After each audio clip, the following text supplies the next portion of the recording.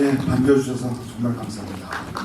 영화 잘 보셨죠? 네. 네, 오늘 어떤 분들이 나오실지 다들 알고 계실 것 같은데요. 바로 자리에 모시도록 하겠습니다. 큰 박수로 강영철 감독님과 안재홍 배우 맞이하겠습니다.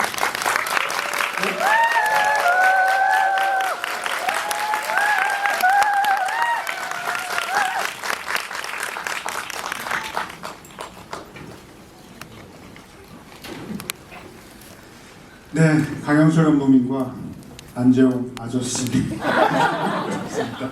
네, 두 분 뭐 인사 말씀 듣고 시작하겠습니다. 네, 안녕하세요. 하이파이브 연출한 강영철입니다. 이렇게 늦은 시간에 감사합니다. 늦은 시간에 저희 영화 봐주시고 이렇게 즐겨주셔서 진심으로 감사드립니다. 네, 감사합니다.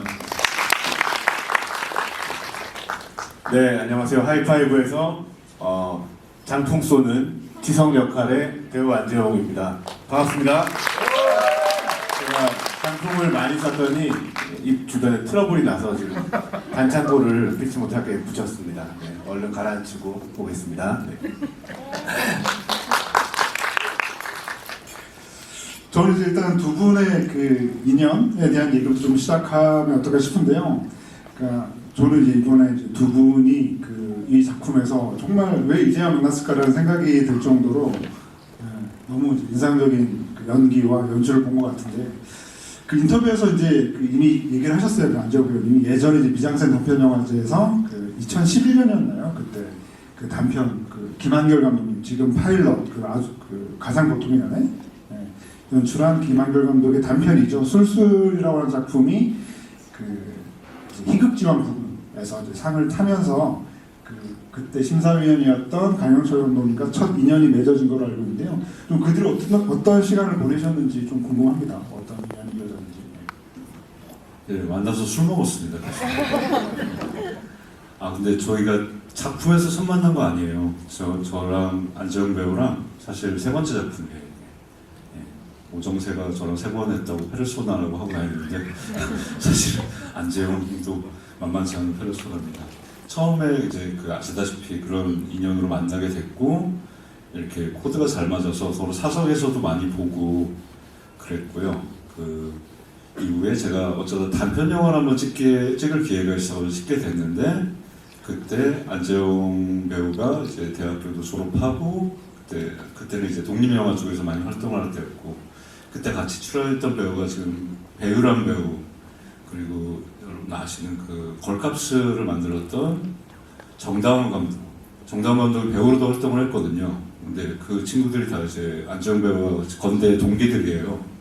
그래서 같이 이렇게 네 명이 같이 해가지고 단편 영화도 했었고, 또 그 배우들이랑 같이 타짜2에서도 타짜2 신의 손이라는 작품에서도 그 안재홍 배우랑 같이 나와요. 한번 찾아보시는 재미가 있을 거예요.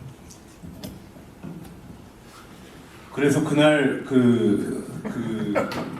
사실 그러니까 대학생 때 그 김한결 감독님이 그 당시에 이제 같은 학년이었어요. 학번은 달랐지만, 근데 이제 같이 작업했던 단편 영화로, 사실 그 미장센 단편 영화제에 상영한다는 게 엄청난 영광이었거든요. 그 당시 특히나. 그리고 희극지왕에서 저희가 그 최우수상을 받았는데, 완전히 저희 나름대로는 축제잖아요. 사실 그 학교에서 이제 학생들끼리 찍었던 단편 영화로 가장 유명한, 그리고 가장 그 당시에 그 인기가 좋았던 단편 영화제였고, 현업에 계셨던 감독님들이 직접 상을 주셨던 그런 영화제이기 때문에 학생으로서 최고의 영광이었어요. 근데 게다가 강영철 감독님이 저희한테 상을 주시고, 그때 이제 용산에 있는 감자탕 집이었는데, 거기서 이제 감자탕 집에서 뒤풀이를 다 같이 하면서 막 저 테이블에 또 어마어마한 또 선배님들이 다 계셨고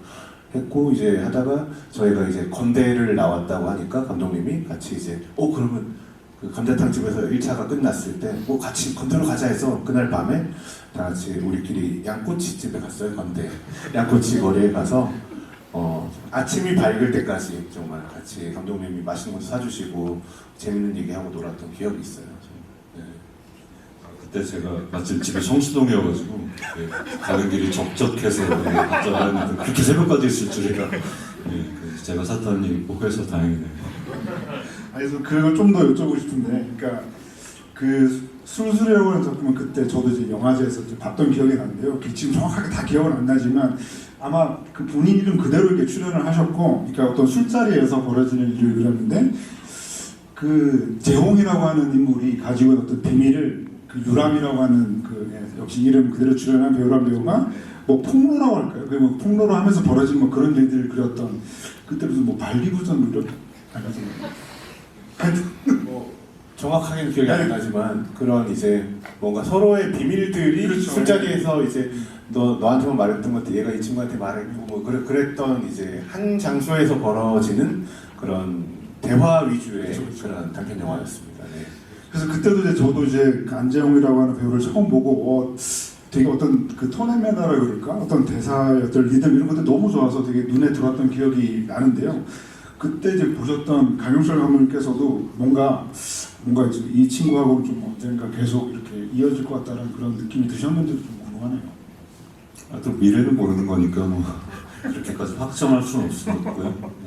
근데 저도 근데 그 영화 혹시 보실 수 있으면 나중에 꼭 보시기를 저는 그 영화 한 편의 영화로서 정말 추천드리고요.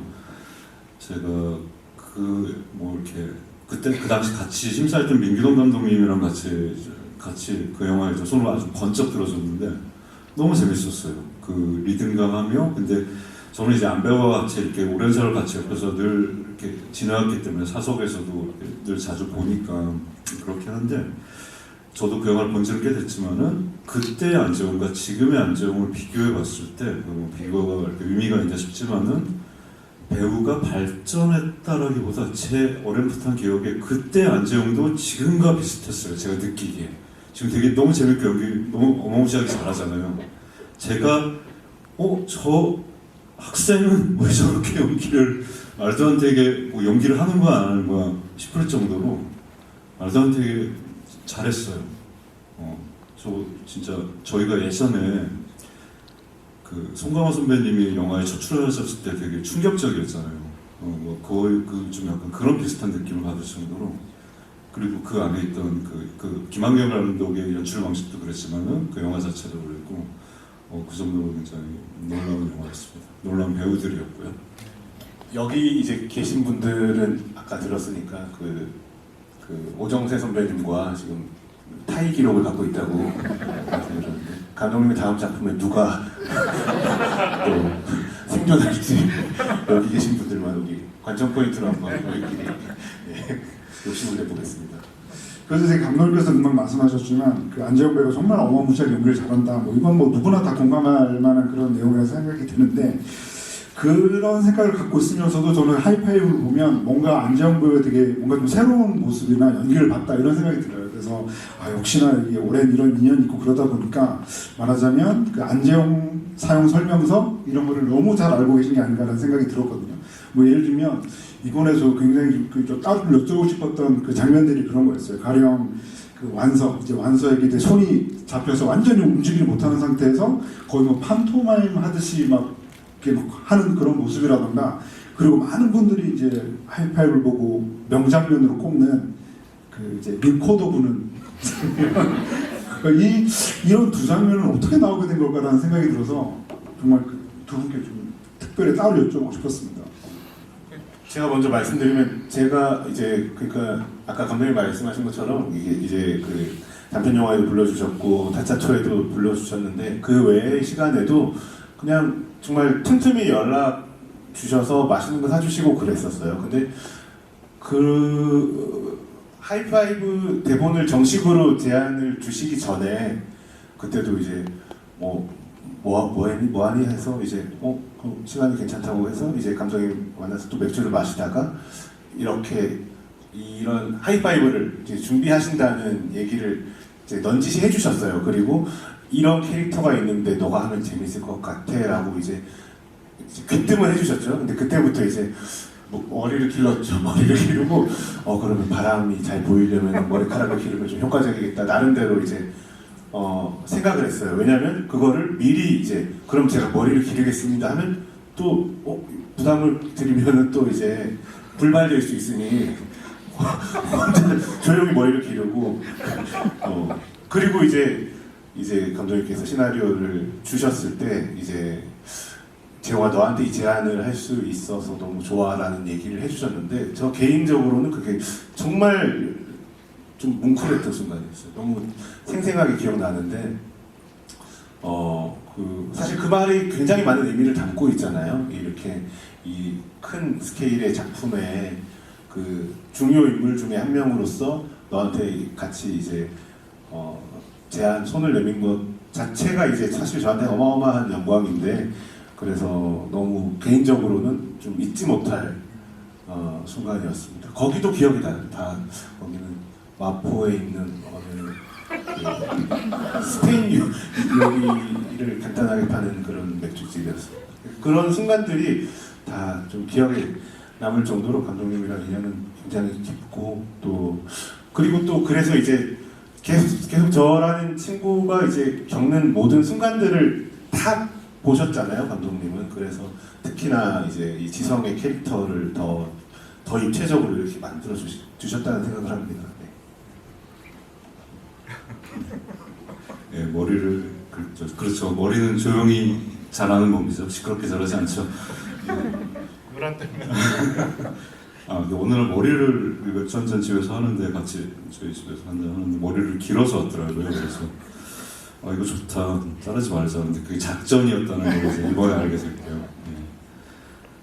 예. 그러니까 여러분들 재밌게 보셨던 그 소위 에어피리씬, 리코더씬 그런 거 같은 거는 사실 이제 그냥 생각이 툭 나긴 했는데 그 장면이 어떻게 보면 거기 제인이가 어떻게 보면 저라고 생각하시면 될 것 같아요. 저와 안재홍의 관계를 어떻게 스크린에 형상화했다. 그러니까 저희들이 만나서 그냥 친구끼리는 이렇게 좀 쓸데없고 엉뚱한 얘기를 많이 하잖아요. 그래가지고 아무도 웃기지 않는데 저희들끼리는 낄낄거리고 웃고 뭐 그런 것들을 스크린에 담은 것 같아요.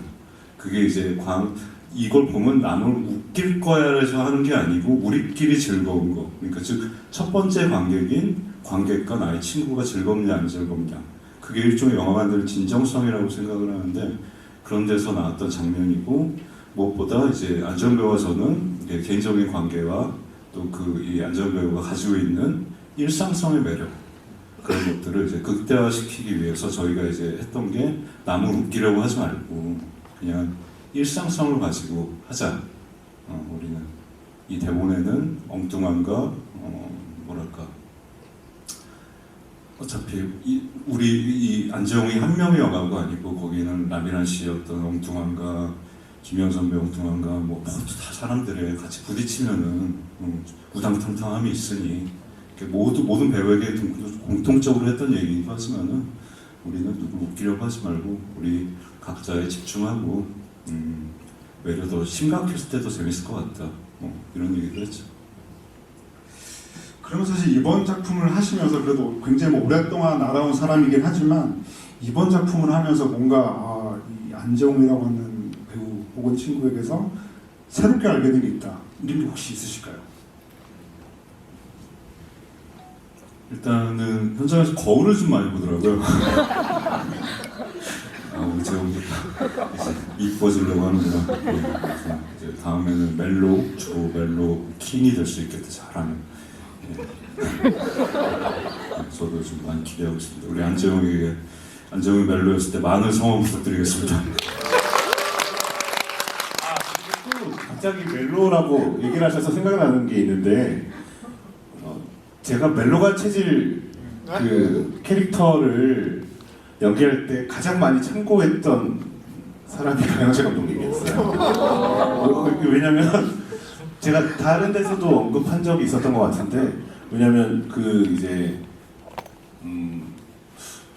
우선은 그 멜로가 체질 속에 그 손범수라는 제가 연기했던 캐릭터가 이제 5작품을 내리 모두 대성공을 거둔 완전 소위 말해서 잘 나가는 감독이라는 역할이고 거기에 대한 자신감과 자만심이 가득한 그런 캐릭터였는데 정확하게 그렇게 사용했다는 건 아니고 근데 이제 제가 아는 정말 소위 말해서 잘 나가는 감독님이라고 딱 생각을 했을 때 강영재 감독님의 어떤 이 뭔가 굉장히 여유롭고 그리고 굉장히 어떨 때는 굉장히 좀 독특하신 이런 면들을 내가 담으면 이렇게 뭔가 재미있는 어떤 성격을 만들 수 있겠다라는 생각을 했었던 것 같아요. 갑자기 얘기를 하다 보니까 생각이 났습니다. 그리고 이병헌 감독님도 사실 강영철 감독님의 뭐랄까요, 각색 작가 출신이었고, 그래서 서로 그런 공통된 면들이 많이 있었어요. 네, 그래서 자연스럽게 강영철 감독님의 어떤 면들을 이렇게 좀 캐릭터로 이제 디벨롭하는데 많이 좀 떠올렸던 것 같아요. 네. 또 감독님께 또 따로 여쭤보고 싶은데요. 그 강영철 감독님 역시 그 음악의 활용이 진짜 뛰어나다 이런 생각을 하게 되는데, 그러니까 저는 이제 그 안재영 배우의 연기 그리고 강영철 감독님의 그런 장면 연출에 있어가지고 뭔가 되게 좀 중독적인 게 좀 있는 것 같아요. 되게 중독적인 게 있는데, 그러니까 예를 들면 이런 거죠.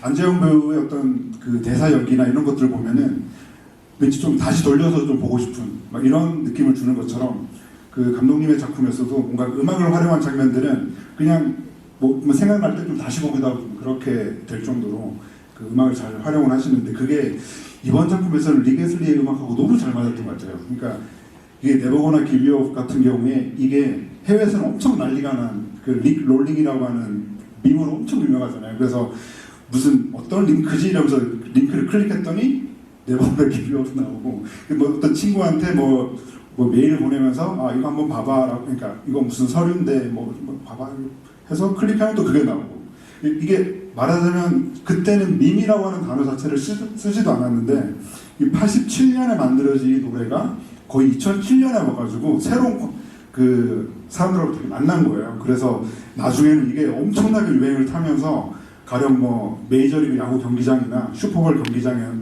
이런 데서 전광판에 갑자기 뜬금없이 그 리게슬리의 뮤직비디오가 뜨는 거죠. 그러다 보니까 그게 나중에는 지금 거의 조회수가 한 20억 정도 나온 걸로 알고 있어요. 그것처럼 뭔가 이 영화에서 그 음악이 나올 때 그 릭 롤링 당하는 느낌이 들기도 하면서 계속 그 음악과 그 카체이스 씬이 끝나지 않았으면 좋겠다라는 생각이 들 정도로 쭉 이어지는 그런 느낌이 들어서, 이번에도 역시 강철 감독이 음악 성공했어 이런 생각이 들었거든요.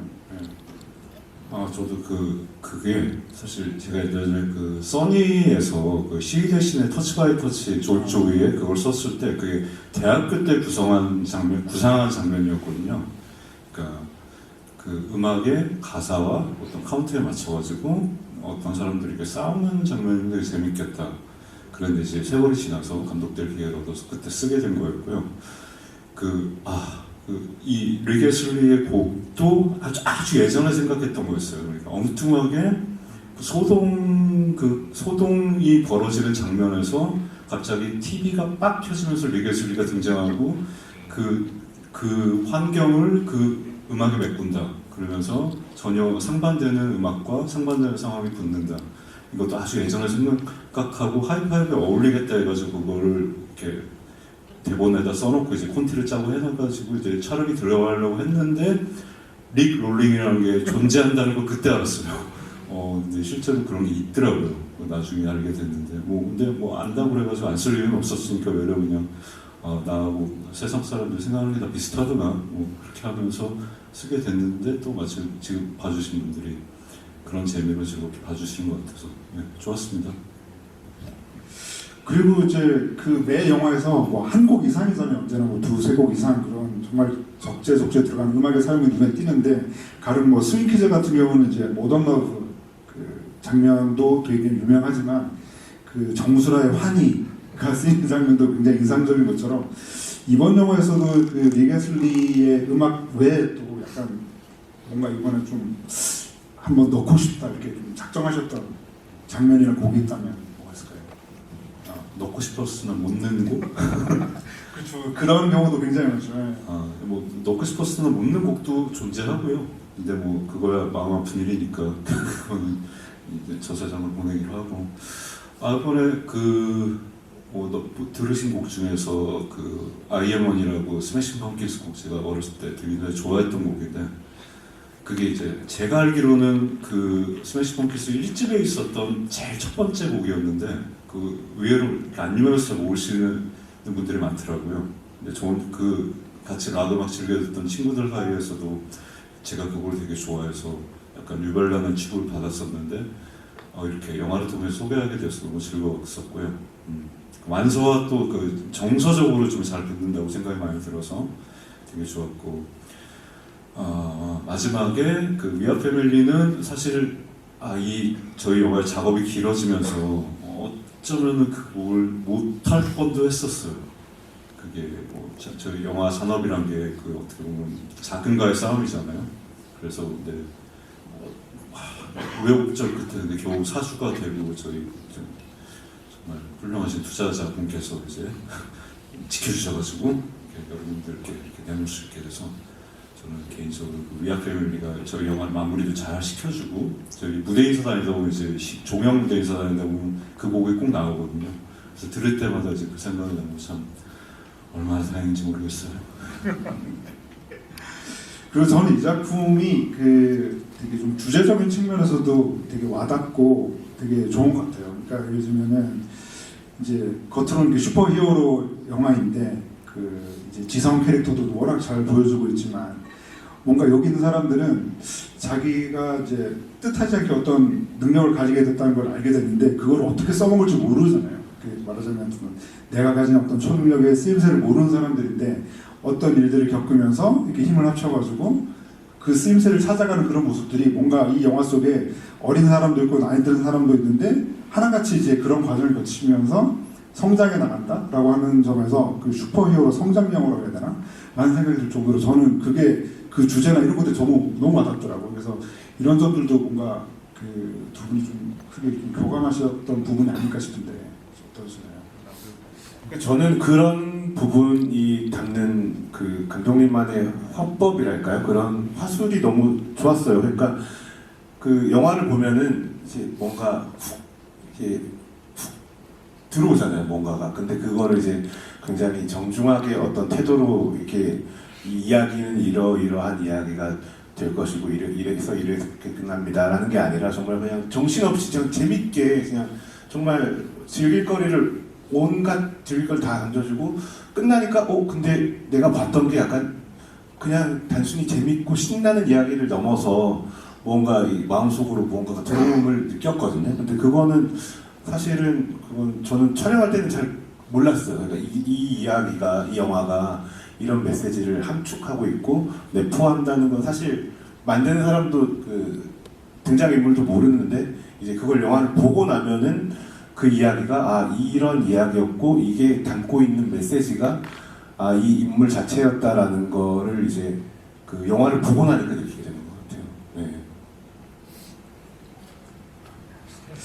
그리고 이제 오늘 이제 아주 이제 객석 질문 받는 시간인데요. 그때 이제 선정되신 분들은 사인 포스터를 선물로 드릴 예정인데 왠지 이제 객석 질문 시간에 꼭 질문하실 것 같아가지고 제가 먼저 질문을 드리면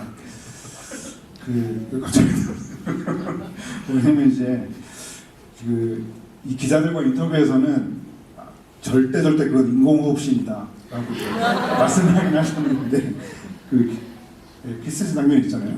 근데 이제 사실 그 머리를 기르실 때는 그런 장면이 있을 거라고 생각 못하고 머리 기르셨던 거일 것 같은데 그 연기하셨을 때 어떠셨는지 좀 여쭤보고 싶긴 합니다. 인공호흡 장면에서는요, 말씀 주신 인공호흡 장면에서는 그러니까 영화 보고 나니까 그런 것 같아요. 이게 인공호흡을 떠나서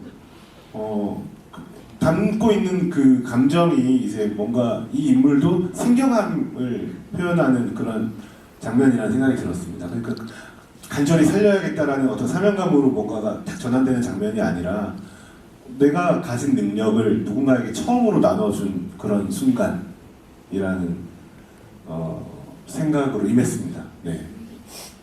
그러니까 저도 이제 그 장면이 좋았던 이유는 사실 이번 작품은 뭐 많은 사람들이 이게 무슨 웹툰 논작이 있는 거 아니야? 라고 생각하실 수도 있는데 사실 강효철 감독님의 오리지널 각본이잖아요. 그런 점에서 보면 저는 그 라미란 배우가 연기한 그 캐릭터가 되게 의미가 있는 게 보통 슈퍼히어로라고 하면 혼자서 독자적으로 뭔가 할 수 있는 게 필요한데 그 라미란 그 배우 캐릭터는 혼자서는 안 되고 누군가 있어야 이제 가능한 그런 총력인 거잖아요. 그러니까 그런 관계라는 게 굉장히 중요한데 그 관계의 뭐랄까 극점 끝판왕 혹은 그걸 완성하는 게 저는 그 인공호흡이 아니었을까라는 생각이 들어서 아 이게 뭔가 강효철 감독님이 다 계획이 있구나 뭐 그런 생각을 해본 것 같습니다. 네. 과찬이십니다. 네 그러면 이제 꽤 좀 시간이 지나서 오늘 그 객석 질문하실 분들이 굉장히 많을 것 같아서 일단 마이크 한번 넘겨보도록 하겠습니다. 일단 저기 지금 현재 제일 뒤에 손들을 보고 계신 가운데 지금 일어나신 분이죠? 마이크 전달 드릴 테니까 조금만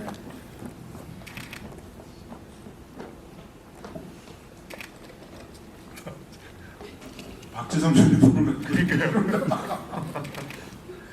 네, 그 감독님 창작의 결과물인 영화 너무 잘 봤습니다. 재미있게. 제가 궁금한 것은 그 창작의 결과물은 저희가 봤기 때문에 창작의 과정이 굉장히 궁금합니다. 그래서 어떻게 영감을 받았고 그리고 그 뭐 캐릭터가 먼저였는지 어떤 식으로 그게 어떤 과정을 거쳐서 그게 디벨롭이 됐는지 궁금해서 그 내용을 좀 말씀해 주시면 감사하겠습니다. 말씀드리기 따라 이제 밤샐 수도 있는 얘기인데 최대한 짧게 말씀드리자면은 제가 오랫동안 같이 첫 영화부터 같이 일했던 유성범 PD라는 저희 친구가 있어요. 근데 그 친구 아이디어가 굉장히 좋아서 저희 같이 일하는 사람들끼리는 이런저런 얘기 많이 하잖아요. 재밌는 거 다음 영화 이런 거 하면 어떨까 저런 거. 그 이야기 중에 초능력자의 장기를 받은 사람들의 얘기 어떨까라는 그 짧은 얘기를 로그라인이라고 하거든요.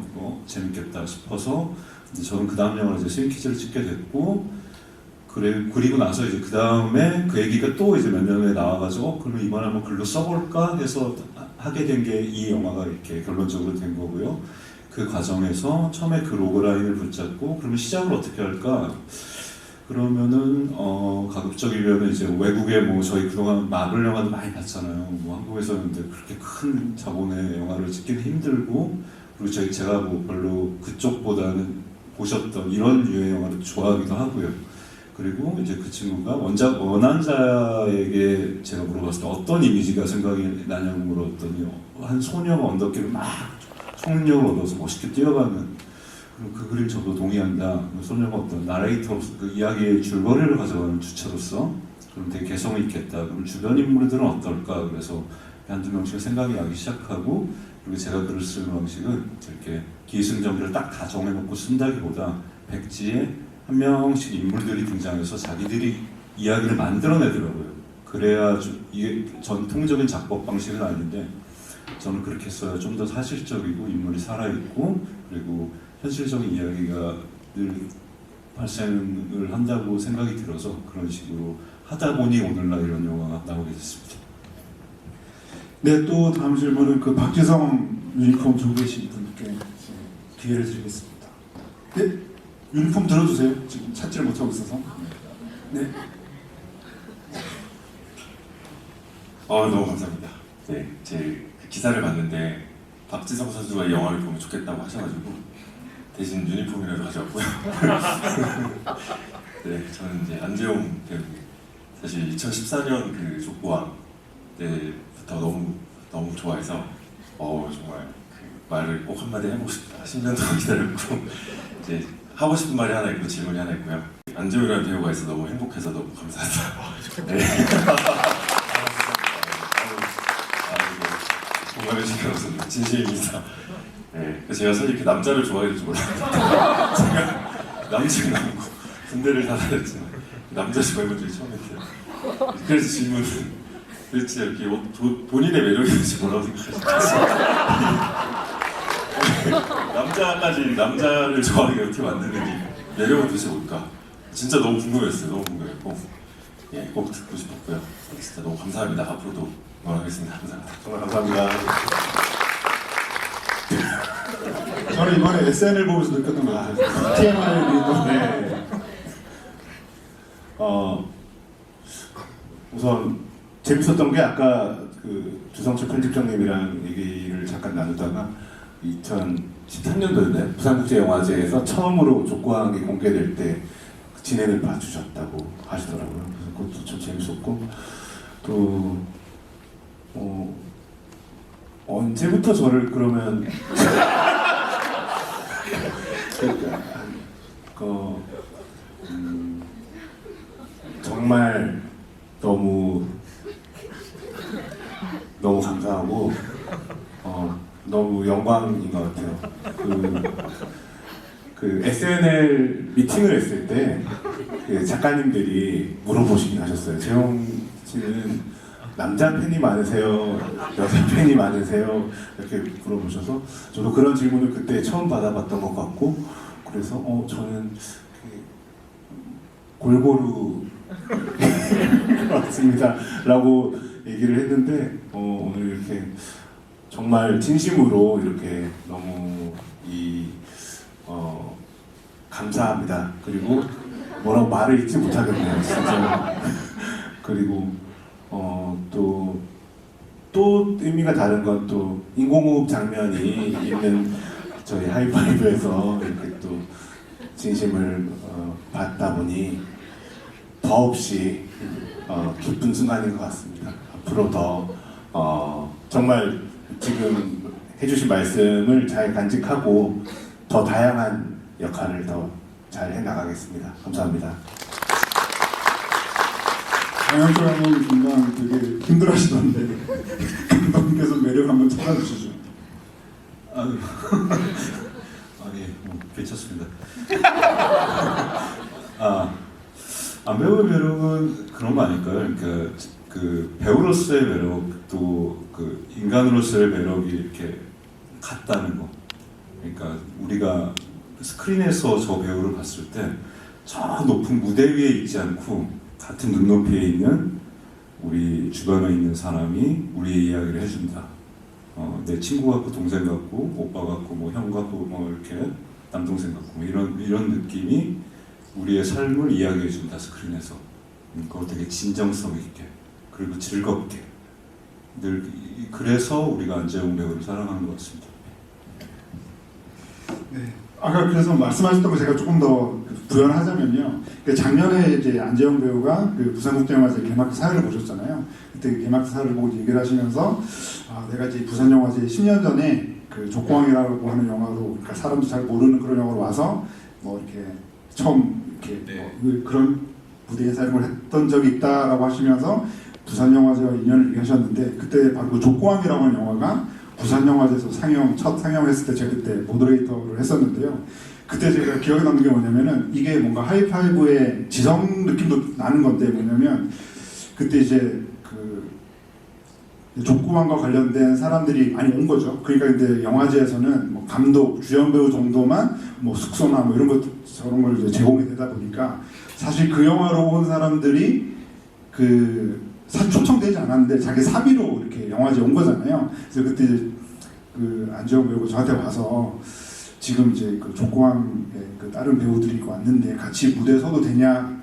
좀 같이 이 영화를 함께한 사람들이기 때문에 함께 무대에 서고 싶다라고 얘기를 하시는 거예요. 그래서는 한두 명이겠거니라고 생각했는데 너무 때로 이렇게 온 거예요. 근데 정말 그 모습 자체가 뭔가 그 슈퍼히어로 같은 느낌이 약간 있었어요. 그러니까 전혀 이제 일면식도 없는 저한테 와서 이렇게 다 같이 이렇게 인사를 하고 싶다라고 해서 그 많은 사람들이 딱 그 영화 끝나고 무대에 서서 다 이제 자기 이름 밝히고 얘기하고 뭐 이런 걸 하는 걸 보면서 저 배우 진짜 되게 인성이 되게 좋구나 그런 기억이 있습니다. 저희 그때 한 14명 정도가 올라갔다고 하면서 죄송스러운 마음밖에 없습니다. 네, 그 정도로 많이 올 줄 알았으면 제가 이제 그걸 허락을 안 했을 텐데 이미 뭐 지난 뒤였죠. 네, 그러면 또 여기 두 번째 모자 쓰신 분 출연하도록 하겠습니다.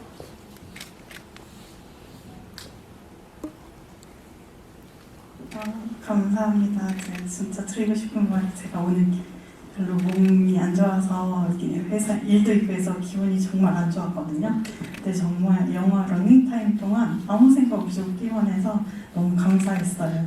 그리고 질문이 제가 영춘이 그냥 단순히 그 권력욕 때문에 이거를 다 가지려고 하는 줄 알았거든요. 근데 마지막에 박대리맨이 이렇게 딱 고쳐주려고 하는데 저는 교주가 되고지 않을래라고 해서 중간에 탱크보이가 말을 말을 잘라서 첫 번째만 내가 하려는 게 두 가지가 있는데 첫 번째는 젊음이고 두 가지 탱크보이가 막 말을 했잖아요.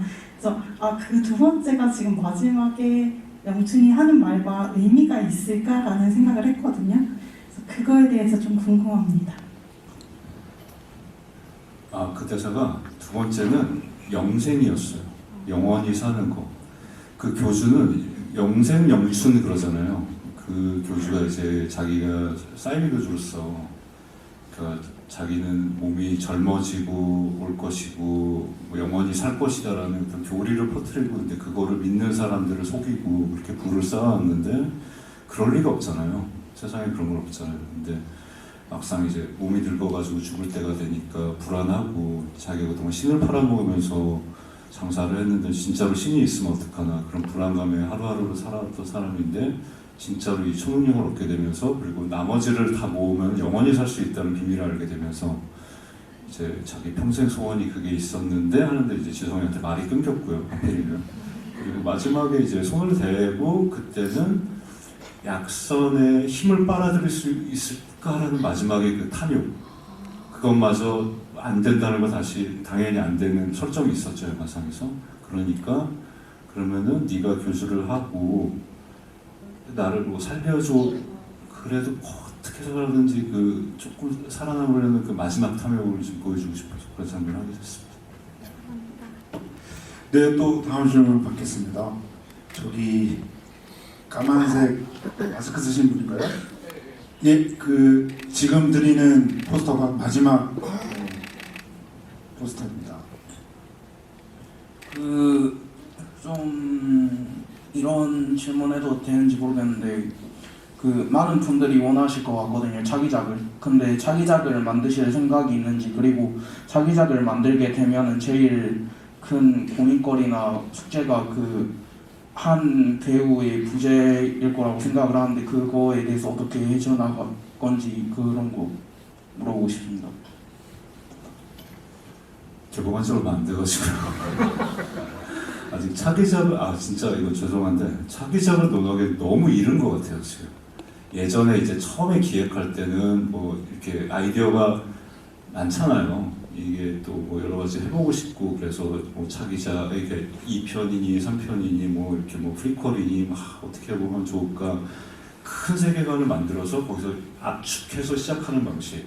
그리고 그거와 상관없이 1편으로도 이거 한 편의 영화로도 훌륭하게 관객들과 만날 수 있게 해야 된다는 의미로서 만든 거거든요. 이 영화는 충분히. 그래서 시작을 했고 이 한 편으로도 관객분들에게 즐겁게 다가가셔야 된다. 그렇게 완성을 한 영화거든요. 이거는. 그래서 지금은 이제 막 개봉을 했고 이제 관객분들에게 만나는 시간이니까 아직은 차기작을 이렇게 말씀드리는 그거는 제가 계획이 없는 가운데서 말씀드리는 거는 예의도 아니라고 생각하고요. 예, 그렇습니다. 네, 또 뭐 질문 계속 받겠습니다. 여기 세 번째 좀 까만 옷 입으신 감독님 저는 영화 3번 봤는데요. 그 3번 보는 중에 영화도 안 보고 댓글 다는 사람들 뭐 이렇게 흉보는 그게 계속 마음에 걸려요. 아마도 영화 만드시는 과정에서 되게 기쁘게 환희 순간도 많이 계셨겠지만 상처받은 댓글들도 많으셨을 거예요. 그러면 이번에 하이파이브 개봉 후에 좋은 댓글 선풀 달린 거 하나 얘기해 주시고 또 최근에는 음악 수집을 어떻게 하시는지 또 궁금해요. 음악 사용하는 것이 되게 특별하신 것 같아서. 그 얘가 얘기한 거죠? 그 댓글. 예. 그거 밉잖아요. 영화를 남이 어떤 사람의 진짜 뭐 그게 몇 년에 걸치고 하루에 걸쳤던 거는 굉장히 어떤 사람들의 노력을 함부로 무시하고 비하하는 것은 정말 하면 안 되는 일이죠. 그래서 영화에 여러 가지 은유하는 것이나 자기가 작가가 말하고 싶은 것들, 느낀 것들을 넣는 거는 얼마든지 자유롭게 할 수 있는 일이니까 그거는 제가 미워서 든 말이고요. 그리고 제가 사실 그래가지고 그런 이유로 댓글을 잘 안 봐요. 그래서 지금 여러 가지 좋은 이렇게 칭찬 많이 해주셨는데 전반적으로 그거 같아요. 저희 배우들에 대한 칭찬을 제가 굉장히 좋아하고요. 그리고 가장 좋아했던 댓글이 하나에 딱 기억하는 건 없지만은 극장에서 보시길 잘했다. 그리고 이 영화의 그러니까 이런 맥락인데 이 영화의 완성은 극장에서 옆에 분들과 같이 웃으면서 그 호흡을 느끼면서 봤기 때문에 이 영화가 완성된 것이다 라는 그런 뉘앙스의 말씀을 해주신 분들의 글들이 제일 좋았어요. 예. 요새 플레이리스트는 저는 이렇게 재즈를 굉장히 좋아하고 좀 약간 뭐랄까 좀 음악 편식이 좀 심한 편인데 요새는 랜덤 플레이로 많이 들어요. 그래서 이렇게 저 AI가 틀어주면 이렇게 얘네들이 좀 취향을 이렇게 골라주잖아요. 그런 것들부터 해서 요새 날씨가 좀 더워져서 그런지 약간 남미 쪽 음악이나 이런 거를 그냥 이렇게 쓱 듣고 있습니다. 마음 편하게. 추천곡 있답니다. 추천곡? 추천곡 하나 해주세요. 갑자기 그 신당동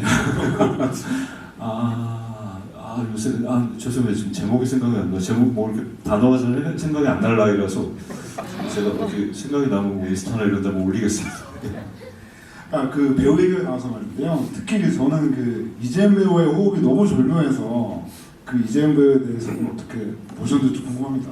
저는 이 촬영하면서도 그 제인이랑 그 완서랑 이제 지성의 투샷이 너무 재밌었던 거예요, 현장에서도. 그리고 둘이 그냥 서 있기만 해도 뭔가 이렇게 웃기더라고요. 그래서 그리고 이제 제인이랑 호흡을 주고받고 또 제인이를 이제 띄워주는 이제 장면들도 만들고 하면서 진짜 이 작품은 이재인이라는 친구가 이제 등장했다는 것만으로도 굉장한 의미가 될 수 있겠다라는 그런 마음이 많이 들었어요. 정말 와 천재가 있구나 이런 생각도 많이 했고, 그래서 또 저뿐만 아니라 우리 같이 했던 모든 배우분들이 다 이제 제인이를 다 엄청 그렇게 예뻐하면서 촬영을 했었던 기억이 많이 나요. 그럼 시공에서 이제 마지막 질문을 해볼까 하는데요. 저기 모자 쓰신 분. 네.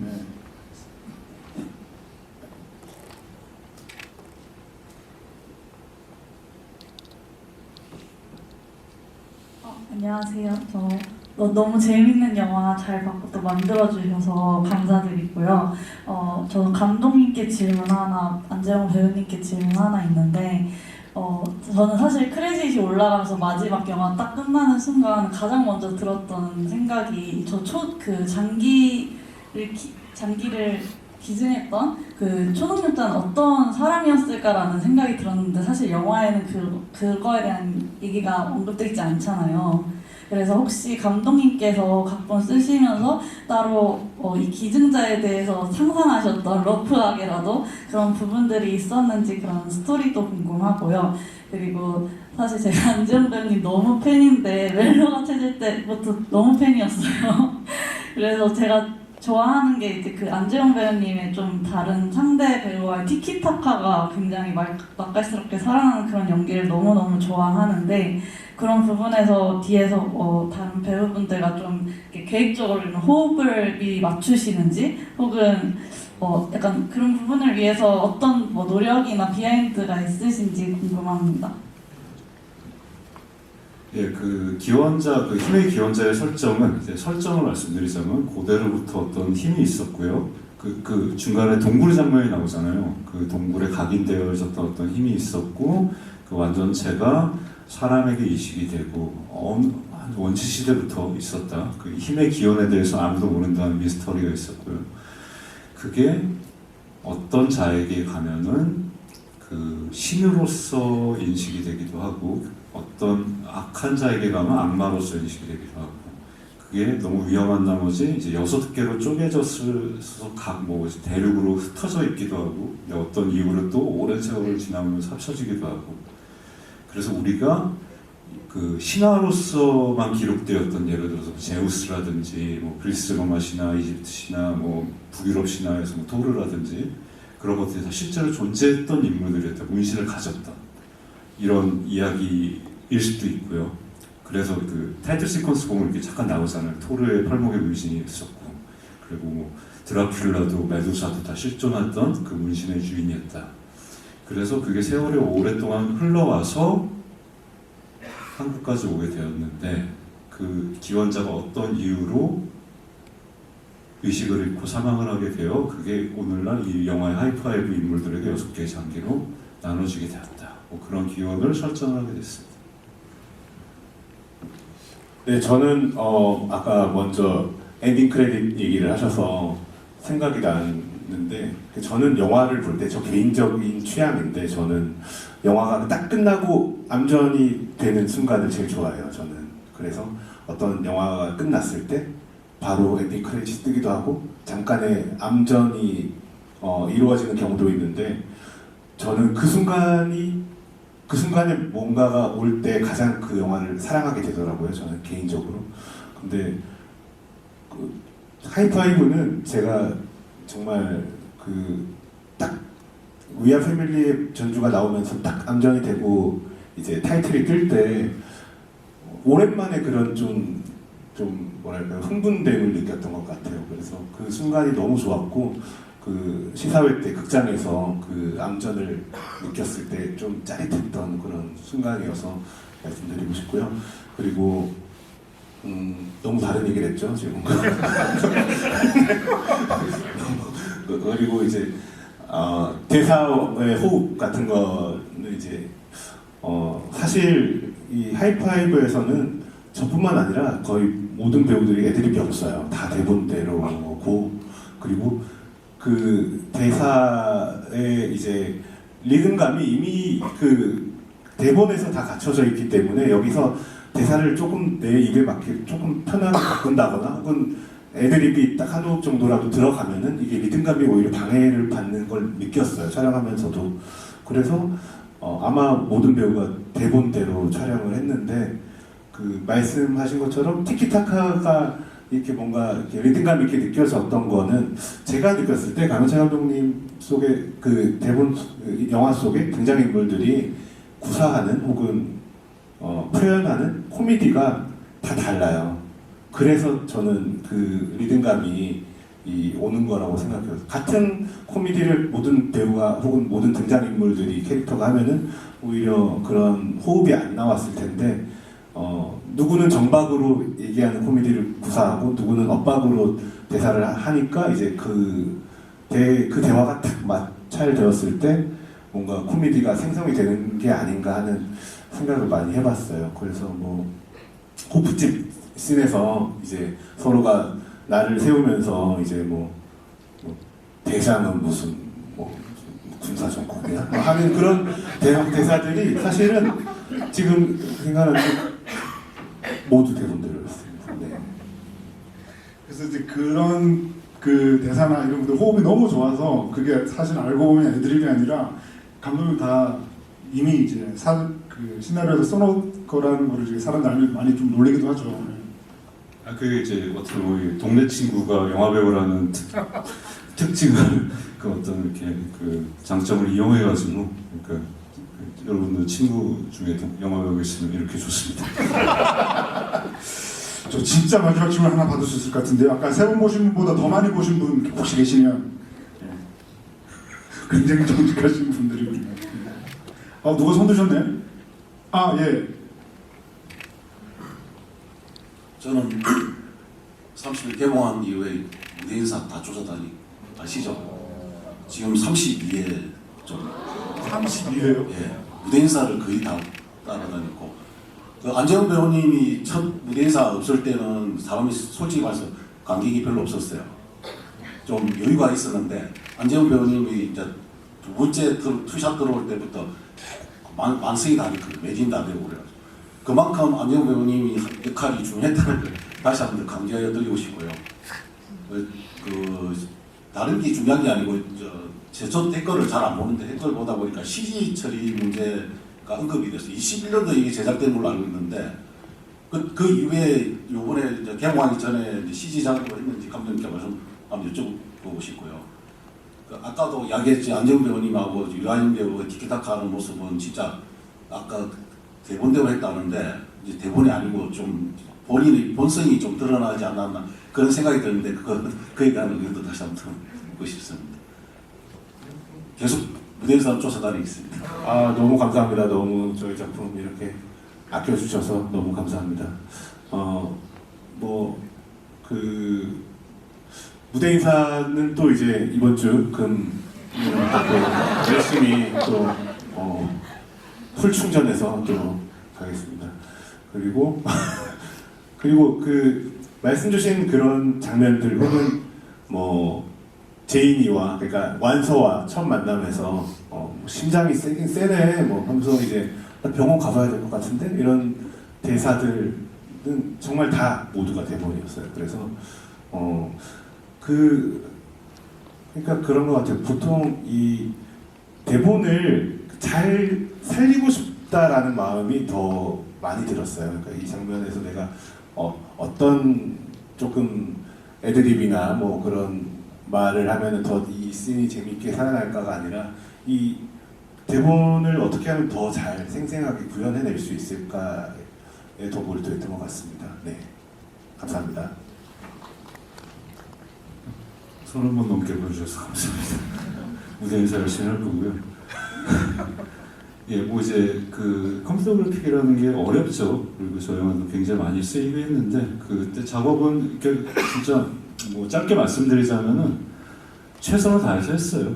굉장히 그 환경과 이제 허락된 자본과 시간과 환경과 뭐 주어진 것에서 지금 저희가 할 수 있는 건 최대한 한 것이었고 작업을 잠깐 공정을 말씀드리자면은 편집을 하고 그래픽 작업을 하고 거기서 또 수정을 해가지고 편집을 하고 그래픽 작업을 하고 그 다음에 이 작업이 무한 반복이 되거든요. 무한 반복이 된 다음에 그 다음에 사운드 작업을 하고 그 사운드 해가지고 또 소리가 이러하니 그래픽을 좀 얹어야겠다. 그럼 또 편집하고 이 세 과정마다 그 다음 음악이 얹어지면 이게 4개가 또 무한 반복이 되고 뭐 이런 작업 계속 하게 되거든요. 또 색 버전까지는 5개가 무한 반복이 되고 뭐 그런 식으로 하면서 꽤 오랜 시간 동안 할 수 있는 한 최선을 다했습니다. 아유 뭐 질문은 정말 다 소화하고 싶지만 뭐 시간이 뭐 이렇게 한정되어 있는 관계로 좀 많이 아쉽고요. 뭐 이제 끝 인사를 드려야 될 것 같은데요. 저는 뭐 이 영화를 너무 재밌게 봤고 되게 이 영화의 어떤 사랑스러움은 뭐 더 말할 나위가 없을 것 같은데 아까 제가 중독이라고 하는 표현을 썼는데 뭔가 후반부에 뭔가 그 주성치의 쿵푸어술스러운 어떤 그런 굉장히 그 중독적인 장면들은 이게 계속 이 쇼트가 지속됐으면 좋겠다라고 하는 생각이 들 정도로 정말 빠져들면서 봤고 또 저는 이제 강현철 감독님의 영화를 되게 좋아하는 이유가 이제 뭐냐면은 그 과속 스캔들부터 해서 쭉 꾸준히 뭐 지난 작품부터 스윙키즈는 제목 자체가 스윙키즈지만 늘 그 어리고 이제 젊은 주인공들이 등장한다고 그 천만 한국 영화 중에 그 어린 주인공들이 없어요. 대부분 나이든 그 중년 이상의 그 주인공들이 대부분이거든요. 그런 점에서 저는 감독님의 영화에서 늘 언제나 이렇게 어리고 이렇게 정말 그 희망을 가지고 있는 그런 주인공들이 계속 등장한다는 것 자체가 저는 뭐랄까 되게 좋고 어떻게 보면 한편으로 되게 감사한 그런 측면도 있죠. 그런 점에서 저는 뭐 하이파이브도 너무 되게 재밌게 잘 봤고 특히나 이제 어제가 이제 대선이 끝났잖아요. 사실 그 전까지는 사실 하이파이브에 이것도 못했잖아요. 이 특정 번호를 연상시키기 때문에 그래서 했으면 안 됐습니다. 오늘부터는 마음껏 이렇게 영화가 더 흥행이 잘 됐으면 좋겠습니다. 네. 저희 이제 자유입니다. 그래서 그 하이파이브에 다 이렇게 하고 있습니다. 어떤 손가락이든 이제 펼 수가 없었어요. 그래서 그 저희가 무대 인사 할 때 그 같이 이제 셀카도 만지는데 셀카에서도 다 이렇게 하고 있었던 기억이 있어요. 그래서 이제 마음껏 손가락을 하이파이브를 하겠습니다. 그리고 어저께 저희가 무대 인사를 했었는데 무대 인사를 한 15개관 정도 이상을 어제 인사를 드렸었어요. 근데 전석 매진이었어요. 그래서 너무 이제 감사하게도 무대 인사를 하던 와중에 무대 인사가 예정된 관이 상영관이 아니었는데 그 관이 매진이 되어서 또 시간을 동선상 시간이 이제 할애가 되어서 게릴라 무대 인사를 하러 들어갔었죠. 근데 뭔가 저는 어제 그냥 그런 느낌을 받았던 것 같아요. 약간 살면서 잊지 못할 어떤 몇 가지 순간이 있다면 어제 저는 그 순간도 되게 저한테는 아주 소중하게 포함이 될 정도로 굉장히 감격스러웠는데 이렇게 정말 상영관에 들어가는데 저희 이제 영화가 끝나고 이제 자리에서 일어나시려고 하는데 저희 감독님과 배우분들이 이제 너무 감사하다고 이제 인사를 드리러 갔는데 저희를 너무 열렬히 환호를 해주시는 거예요. 근데 그 순간에 정말 너무 큰 뭔가 뭉클함이 들었던 것 같아요. 이 감독님과 작업을 하는 것만으로도 저는 너무 좋았고 이 하이파이브라는 영화에 내가 나온다는 게 그것만으로도 너무 신났는데 저희 작품을 이렇게 재미있게 반겨주시고 또 이렇게 열렬하게 환호해 주셔서 진짜 너무너무 감사했어요. 그리고 사실 또 상업 영화를 이렇게 개봉을 할 때는 관객과의 대화를 할 기회가 많지는 않잖아요. 이렇게 무대 인사를 드릴 수는 있어도 이렇게 영화에 대한 이야기를 이렇게 1시간 가량 나누는 시간은 더 귀한 것 같은데 오늘 이렇게 또 여러분들과 이렇게 만나서 영화를 막 따끈따끈하게 보시고 또 어떤 의미였는지 어떤 순간이었는지를 얘기할 수 있는 시간이 되어서 너무 좀 잊지 못할 순간이 될 것 같습니다. 너무 와주셔서 너무 감사합니다. 이렇게 1시간까지 지켜주셔서 감사합니다. 무엇보다 아까도 얼핏 말씀드렸는데 저희 영화 완성은 역시 관객분들이 시켜주시는 것 같아요. 가태어가 아니고 맞아요. 그게 그 스크린에 상영될 때 여러분들이 웃으시고 어떤 소리를 내어주시고 같이 호흡해주시는 그래야 진짜 이 영화가 완성됩니다. 그리고 무엇보다 이 극장이 저에게도 여러분께도 굉장히 소중한 공간인데 계속해서 이 극장이 천년만년 갈 수 있도록 영화 많이 사랑해 주세요. 그리고 오늘 같이 해주신 주성철 편집장님께도 감사드려요. 네, 감사합니다. 오늘 그 카메라 들고 계신 분 많으니까 두 분 일어나셔가지고 그래도 마음껏 이거 하이파이브 하시고 퇴장하는 걸로 하시죠. 감사합니다.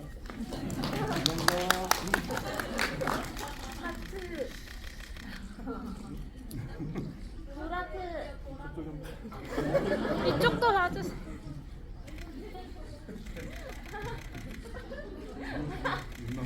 감사합니다.